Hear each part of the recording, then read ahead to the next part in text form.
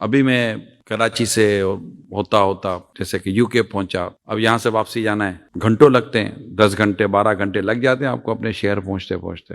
اب کوئی شہر پہنچے، میں ایئرپورٹ سے کراچی سے جیسے ایئرپورٹ سے باہر نکلوں اور مجھے کوئی کہے کہ یار وہ چلو نا پھر UK چلتے ہیں، ہاں بھائی ابھی تو آئے یار، نہ جائے نا کوئی بھی، کون جائے گا؟ آپ پورا مدینے سے 1 مہینہ ہو کر آ جائیں اور جیسے اپنے شہر باہر آئیں اور کوئی ایئرپورٹ کے باہر کہے آؤ نا پھر مدینے چلتے ہیں، آپ کیا بولو گے؟ چل مدینے چلتے ہیں.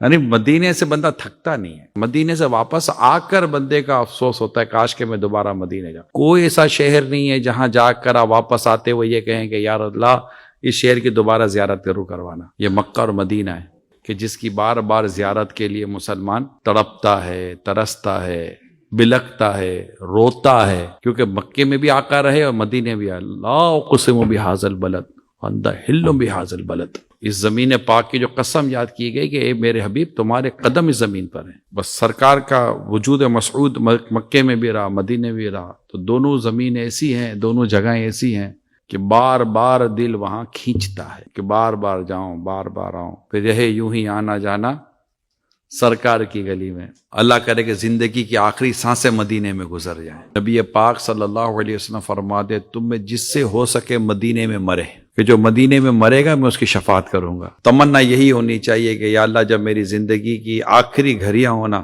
مجھ پر یہ احسان کرنا کہ میں مدینے میں ہوں. مدینے کے علاوہ کہیں مرنا نہیں ہے، کہیں مدینے کے علاوہ یہ ہو ہی نہیں، تمنا ہی نہیں ہونی چاہیے. مٹ جائے وہ دل پھر جسے ارمان ہے، کچھ اور ارمان ہونا ہی نہیں چاہیے، ایک ہی ارمان ہونا چاہیے کہ میں مدینے میں ہوں، کہیں اور نہ مروں.